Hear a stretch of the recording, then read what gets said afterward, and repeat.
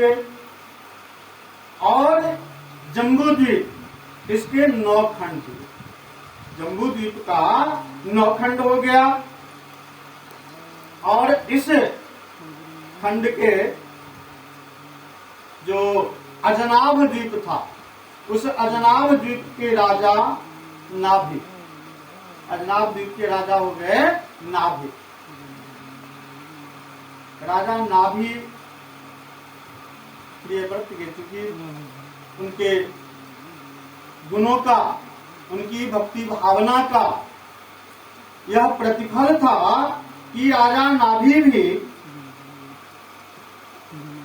भक्ति में लीन रहते थे, उदार थे, कर्मशील थे, विद्वानों का सम्मान करते थे, ब्राह्मणों का आदर करते थे, उनके द्वारा यज्ञ कार्य संपादित करवाते थे और यज्ञ कार्य करने के पश्चात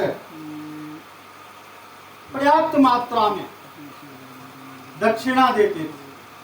तो एक बार क्या हुआ कि राजा नाभि ने जो यज्ञ किया और उस यज्ञ में उपस्थित ब्राह्मणों को दक्षिणा स्वरूप जितनी धन संपत्ति दी, दक्षिणा के रूप में जो सम्मान दिया, उस सम्मान को पाकर ब्राह्मण देवतागण प्रसन्न हुए और इतने प्रसन्न हो गए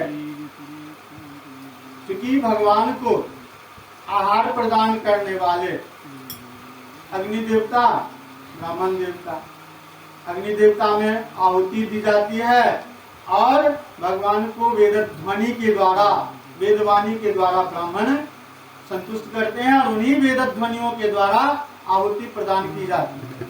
तो उनकी मंत्र शक्ति इतनी प्रभावशाली होती है कि राजा नाभि की दक्षिणा पाकर उस दक्षिणा से संतुष्ट होकर ब्राह्मणों ने अपनी मंत्र शक्ति के द्वारा राजा नाभि को भगवान विष्णु का प्रत्यक्ष दर्शन करवा दिया। उन्हें भगवान का दर्शन प्राप्त हुआ।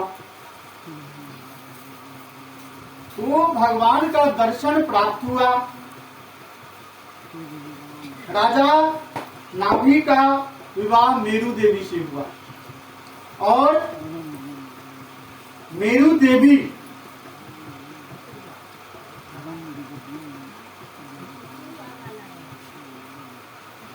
के गर्भ से राजा नाभि को जिस पुत्र की प्राप्ति हुई, प्रसंग तुरंत आया है कि ब्राह्मणों के द्वारा संतुष्टि होने के फलस्वरूप उन्होंने मंत्र शक्ति के बल पर साक्षात नारायण का दर्शन राजा नाभि को करवा दिया और भगवान उनके ऊपर इतने प्रसन्न हुए कि वे उनके यहाँ अवतरित हुए।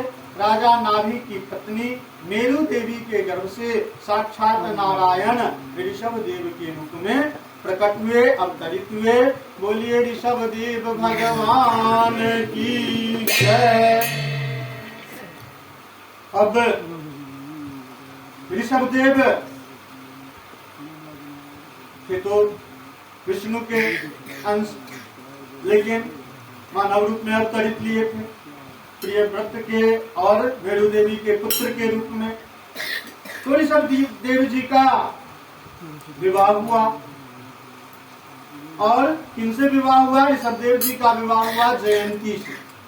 जयंती के साथ ऋषभ देव जी का विवाह हुआ और ऋषभ देव जी को 100 पुत्र हुए। ऋषभ देव जी को 100 पुत्र की प्राप्ति हुई।